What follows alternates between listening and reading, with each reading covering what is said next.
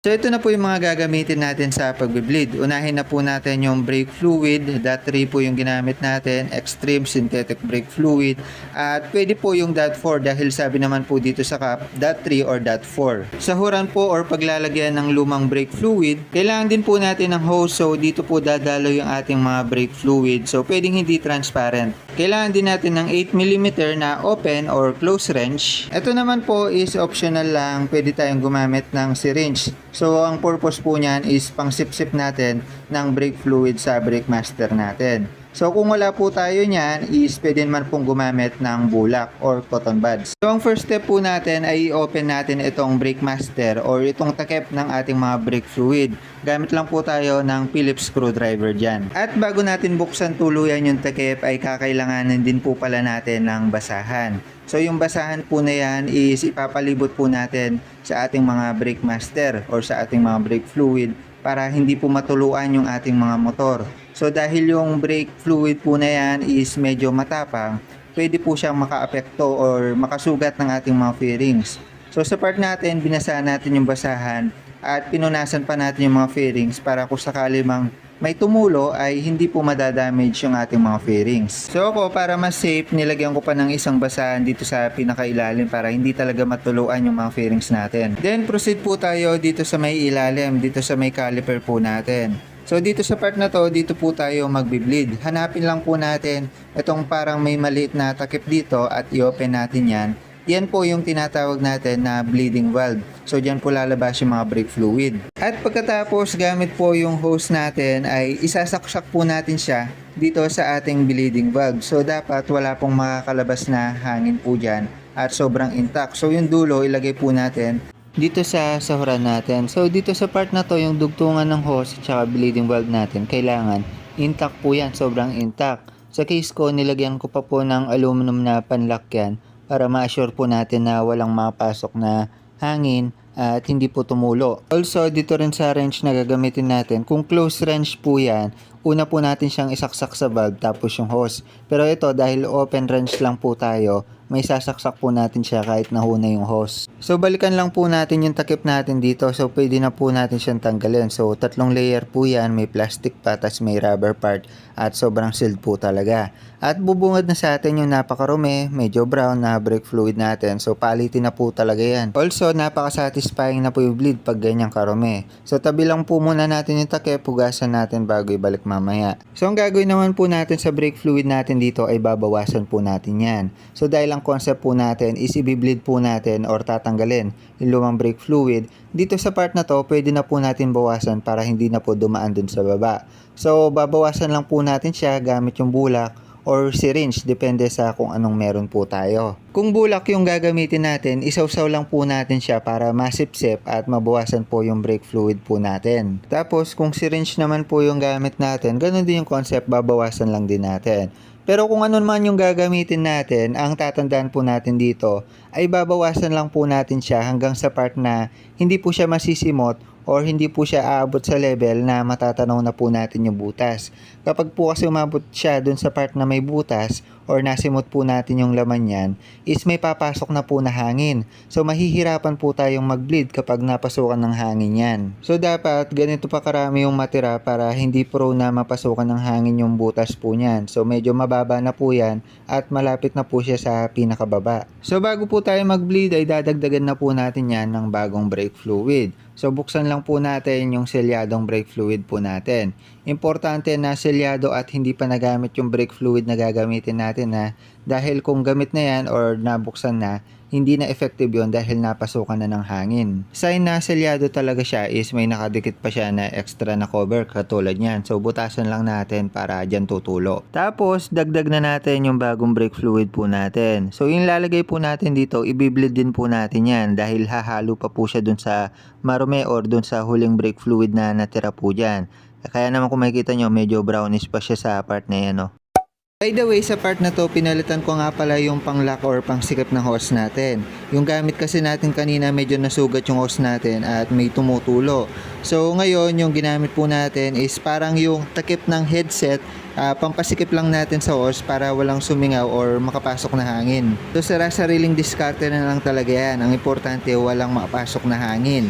Tapos dito sa part na to, tinalian pa natin siya ng alambre para hindi magalaw yung hose natin kapag nagbi-bleed na tayo. So yan, ready na tayo sa pagbi-bleed. Sa part na to, dalawang video na yung makikita nyo. Isa na nakatutok sa ating caliper or sa bleed screw at isa na nakatutok sa ating mga lever. So meron po kasi tayong susundan na step by step process para ma-bleed po natin siya ng maayos. Sa first step natin, gamit yung 8mm na open wrench ay ikutin natin counterclockwise or paluwag yung ating mga bleeding screw. So sa pamamagitan niyan ay magkakaroon ng access yung ating mga brake fluid para makalabas sa ating mga hose. So pagkatapos nating ma-open yung bleeding screw, ang next step naman ay pipigain natin yung lever para maitulak or maipressure palabas yung ating mga brake fluid. At bago natin i-release yung lever ay isara muna natin yung bleeding screw natin sa pamamagitan ng pag-ikot ng open wrench natin ng clockwise.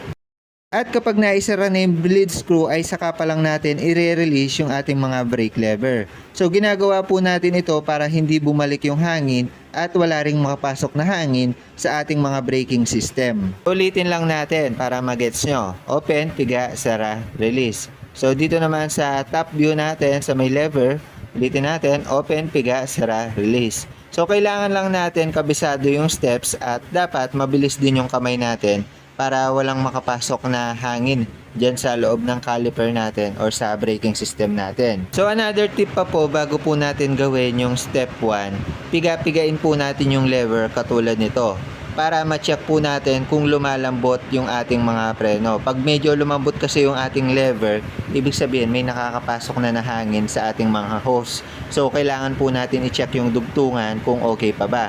Pero kung matigas naman siya, ibig sabihin wala pong nakakapasok na hangin at goods lang na ituloy-tuloy natin yung procedure po natin. So ito, tuloy-tuloy lang po tayo sa ginagawa nating pagbe-bleed. So open, piga, sara, release. Tapos piga-pigain po natin yung lever natin, tansyahin natin kung medyo lumalambot. So dito sa part ko, medyo matigas naman yung lever at hindi siya lumalambot. Kaya naman tuloy-tuloy lang din tayo sa paggawa ng procedure.